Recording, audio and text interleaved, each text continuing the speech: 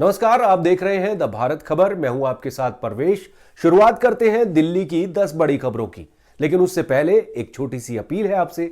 अगर आपने अभी तक द भारत खबर चैनल को सब्सक्राइब नहीं किया है तो तुरंत सब्सक्राइब कर लीजिए, साथ ही बेल आइकन का बटन भी दबा दीजिए।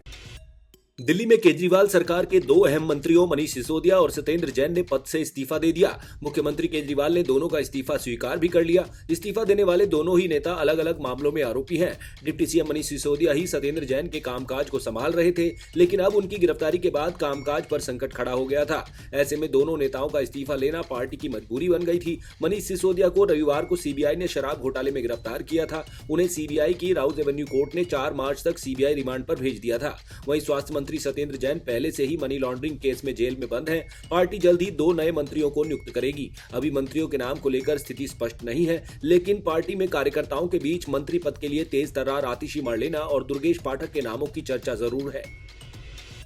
मंत्रियों के इस्तीफे के बाद आम आदमी पार्टी के नेता सौरभ भारद्वाज ने कहा कि सत्येंद्र जैन को जब गिरफ्तार किया गया था तो हमें लगता था कि हम उनको जल्द छुड़ा लेंगे। उनके सारे विभाग संभालने के लिए उप मुख्यमंत्री मनीष सिसोदिया मौजूद थे, लेकिन अब 18 विभाग संभाल रहे उप मुख्यमंत्री को भी षड्यंत्र के तहत जेल में भेजा गया है। दिल्ली के लिए बजट भी पेश करना है और G20 भी है, और किसी हालत में दिल्ली वालों के काम न रुके, इसके लिए केजरीवाल सरकार के दोनों मंत्रियों ने इस्तीफा दे दिया है। सौरभ भारद्वाज ने कहा कि दिल्ली में मंत्रिमंडल काफी छोटा है और ज्यादातर महत्वपूर्ण विभाग सत्येंद्र जैन और मनीष सिसोदिया के पास थे। काम में पिछड़ने से बचने के लिए बहुत जल्द 2 नए मंत्रियों को नियुक्त किया जाएगा। उन्होंने कहा कि बीजेपी को इस बात के लिए बधाई कि उनकी केंद्र सरकार ने देश में 2 सबसे ज्यादा काम करने वाले मंत्रियों को निपटा दिया। सत्येंद्र जैन अपने हेल्थ मॉडल और मोहल्ला क्लिनिक के लिए जाने जाते हैं। मनीष सिसोदिया अपने स्कूलों के लिए पूरी दुनिया में जाने जाते हैं। आबकारी घोटाला मामले में 5 दिन की सीबीआई रिमांड पर चल रहे दिल्ली के उप मुख्यमंत्री मनीष सिसोदिया को सुप्रीम कोर्ट से भी कोई राहत नहीं मिली। उनकी तरफ से वकीलों ने गिरफ्तारी के खिलाफ और सीबीआई के काम करने के तौर तरीकों के खिलाफ याचिका दायर की थी। सुप्रीम कोर्ट में 2 जजों की बेंच ने सिसोदिया की जमानत याचिका पर सुनवाई की। वरिष्ठ वकील अभिषेक मनु सिंघवी ने चीफ जस्टिस चंद्रचूड़ और जस्टिस नरसिम्हा की बेंच के सामने मनीष सिसोदिया का पक्ष रखा। सुनवाई के दौरान जजों ने कहा कि आप हाईकोर्ट जा सकते थे, सीधे सुप्रीम कोर्ट आना अच्छी और स्वस्थ परंपरा नहीं। आपके पास जमानत के लिए हाईकोर्ट का विकल्प है। जस्टिस PS नरसिम्हा ने कहा कि मामला दिल्ली में होने का ये मतलब नहीं कि आप सीधे सुप्रीम कोर्ट का रुख करें।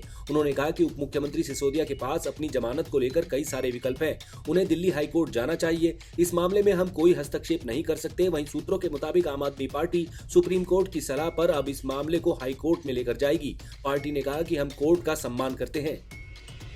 बीजेपी दिल्ली सरकार में हुए कथित शराब घोटाले के बारे में जानकारी देने के लिए राजधानी के हर घर का दरवाजा खटखटाएगी। बीजेपी कार्यकर्ता दिल्ली के हर बूथ के हर घर तक पहुंचकर नई शराब नीति में हुई अनियमितताओं की जानकारी देगी। इसकी विस्तृत योजना दिल्ली प्रदेश बीजेपी के शीर्ष पदाधिकारियों की बैठक में तय की गई। बीजेपी के राष्ट्रीय प्रवक्ता सुधांशु त्रिवेदी ने कहा कि नई राजनीति का दावा करने वाले अरविंद केजरीवाल ने दिल्ली को शराब के नशे में झोंकने का पूरा प्रयास किया। उन्होंने दिल्ली के सरकारी स्कूलों के आसपास तक शराब के ठेके खोल दिए गए। ये दिल्ली की नई पीढ़ी को बर्बाद करने की कोशिश थी, जिसे हर हाल में रोका जाना चाहिए था। उन्होंने कहा कि केजरीवाल की नई राजनीति की असलियत सामने आ गई है। दिल्ली बीजेपी के अध्यक्ष वीरेंद्र सचदेवा ने कहा कि अरविंद केजरीवाल सरकार ने गली गली में शराब की दुकानें खोल दी, जिससे लोगों को भारी परेशानी का सामना करना पड़ा। उन्होंने कहा कि उनके विरोध के बाद कई दुकानों को बंद करना पड़ा, लेकिन इसके बाद भी सरकार अपनी नीति वापस लेने के लिए तैयार नहीं हुई। राजधानी दिल्ली में जल्द ही 2 पहिया वाहनों को टैक्सी के रूप में प्रयोग करने की अनुमति मिलने जा रही है। इसको लेकर सरकार की तरफ से परिवहन विभाग पॉलिसी तैयार करने में लगा है। संभावना है कि होली से पहले पॉलिसी को लागू कर दिया जाए। इसके साथ ही परिवहन विभाग ने 2 पहिया वाहनों के जरिए गंतव्य तक परिवहन की सुविधा देने के लिए 2 पहिया वाहन और ई-साइकिल का उपयोग बढ़ाने का फैसला लिया है। इसके लिए विभाग की तरफ से उन सभी कंपनियों के साथ वार्ता भी चल रही है जो इस सुविधा को देने के लिए तैयार है। परिवहन विभाग की तरफ से कहा जा रहा है कि 2 पहिया वाहनों के जरिए गंतव्य तक कनेक्टिविटी देने के लिए पहले पायलट प्रोजेक्ट चलाया जाएगा। इसके लिए द्वारका में कुछ जगहों को चिन्हित किया गया है जहां से इसकी शुरुआत होनी है। पायलट प्रोजेक्ट की सफलता के आधार पर इसे राजधानी के बाकी हिस्सों में लागू किया जाएगा। दरअसल परिवहन विभाग चाहता है कि पहले पायलट प्रोजेक्ट के जरिए देख लिया जाए कि किस तरह की परेशानी आती है और उसे कैसे दूर किया जा सकता है। विभाग की तरफ से एक टीम पूरे प्रोजेक्ट पर नजर रखेगी, जिसकी कमियां और खामियों पर नियमित तौर पर अध्ययन करेगी और उन्हें दूर करने का प्रयास करेगी। साथ ही इस संबंध में नियमित तौर पर प्रगति रिपोर्ट परिवहन विभाग को भी देगी।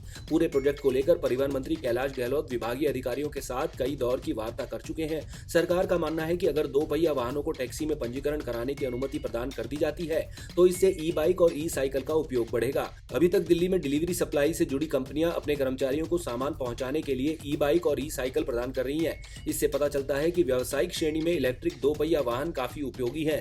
सरकार का कहना है कि अब दिल्ली में इलेक्ट्रिक वाहनों की चार्जिंग के लिए काफी बड़ा सिस्टम तैयार हो गया है और आने वाले 2 वर्षों में इसमें व्यापक बढ़ोतरी होनी है। इस नजरिए से भी व्यावसायिक श्रेणी में इलेक्ट्रिक वाहनों का उपयोग बढ़ेगा।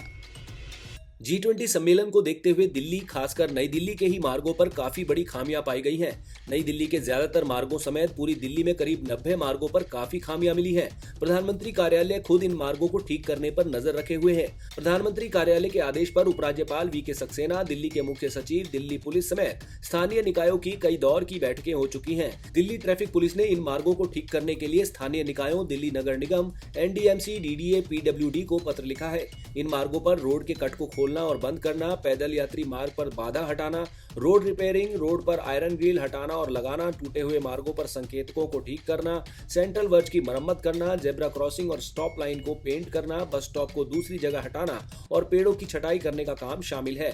दूसरी तरफ ट्रैफिक पुलिस G20 के दौरान ट्रैफिक को चलाने के लिए स्मार्ट और फर्राटेदार अंग्रेजी बोलने वाले पुलिसकर्मियों का चयन कर रही है। G20 शिखर सम्मेलन की मेजबानी के लिए दिल्ली परिवहन निगम यानी DTC ने भी तैयारियां तेज कर दी हैं। इस आयोजन में शामिल होने के लिए प्रतिनिधियों के समक्ष दिल्ली की परिवहन प्रणाली को नए रंग में पेश करने की तैयारी चल रही है। इसके तहत DTC की 4000 से ज्यादा बसों पर G20 का लोगो लगाने के साथ ही दिल्ली के प्रमुख स्मारकों पर इसे आकर्षक रूप में प्रदर्शित किया जाएगा। शिखर सम्मेलन के दौरान आयोजन का संदेश देने के लिए DTC मुख्यालय समेत 20 जगहों पर G20 का लोगो यानी कि रैपर लगाए जाएंगे।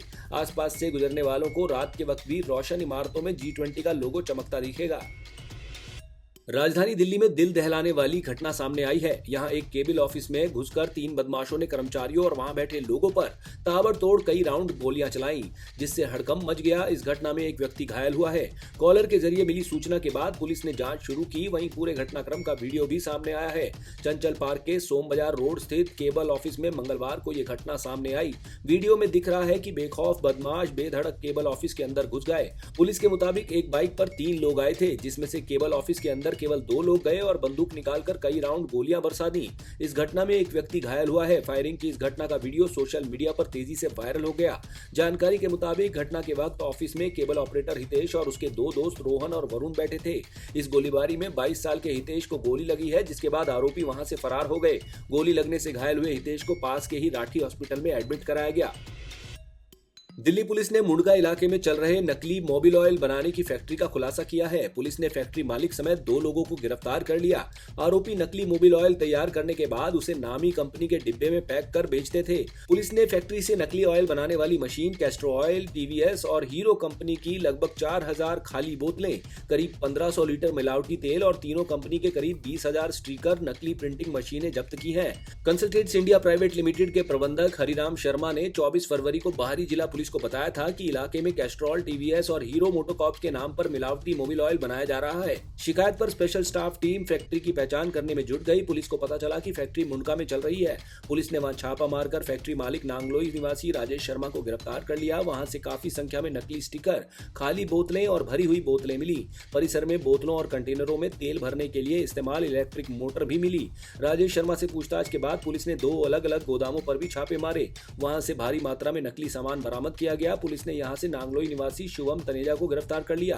पूछताछ में आरोपियों ने बताया कि दोनों 4-5 साल से इस धंधे में जुड़े थे। गिरफ्तारी से बचने के लिए वो लगातार अपनी जगह बदलते रहते थे। उन्होंने बताया कि वो इस्तेमाल किया हुआ मोबिल ऑयल को स्थानीय दुकानदारों से खरीदते थे। इसके बाद उसे उबालकर केमिकल से साफ करने के बाद उसमें तेल मिला देते थे। बाद में नामी कंपनी की बोतल और ड्रम में डालकर उसे दिल्ली के बाहर बेच देते थे। वो यहां पर 2 महीने से काम कर रहे थे। यूपी के जौनपुर से अपनी मां से अनबन के बाद लापता हुई 17 साल की एक लड़की को दिल्ली पुलिस ने एक वेश्यालय से छुड़ाया है। पुलिस ने इस संबंध में मंगलवार को जानकारी दी। पुलिस ने कहा कि 26 फरवरी को उन्हें सूचना मिली थी कि एक लड़की अपना मोबाइल फोन रिचार्ज करने की कोशिश कर रही है। पुलिस ने जानकारी दी कि 26 फरवरी को लगभग 2 बजे आंख और कान योजना की सक्रिय सदस्य मुस्तकीम से सूचना प्राप्त हुई कि लगभग 17 वर्ष की एक लड़की उसकी दुकान पर आई। उसने अपने मोबाइल में रिचार्ज करने के लिए कहा। शक होने पर कमला मार्केट के SHO को सूचना दी गई। दिल्ली पुलिस के अधिकारियों ने बताया कि जीबी रोड के वैश्यालय वाले वाले इलाके को ध्यान में रखते हुए पुलिस टीम ने मौके पर पहुंचकर लड़की को छुड़ाया और थाना कमला मार्केट ले आई। पूछताछ के दौरान पता चला कि युवती यूपी के जौनपुर जिले की रहने वाली है। वो मुंबई में 12वीं कक्षा की छात्रा है और अपने भाई के साथ रह रही थी। वो यूपी के जौनपुर में अपने घर चली गई थी और अपनी मां से कहासुनी के बाद बिना किसी को बताए घर से चली गई थी। आईपीसी की धारा 363 के तहत पीएस सिकरारा, जिला जौनपुर, यूपी में मामला दर्ज किया गया था। छुड़ाई गई लड़की को मेडिकल परीक्षण के बाद सखी आश्रय गृह भेज दिया गया। पुलिस अधिकारियों ने कहा कि संबंधित पुलिस स्टेशन को भी आगे की सूचना दी गई है। आप देख रहे थे दिल्ली की 10 बड़ी खबरें। अगर आपको हमारी ये खबरें पसंद आई तो लाइक कीजिए, कमेंट कीजिए और इसे अपने दोस्तों के साथ व्हाट्सएप पर शेयर कीजिए। नमस्कार।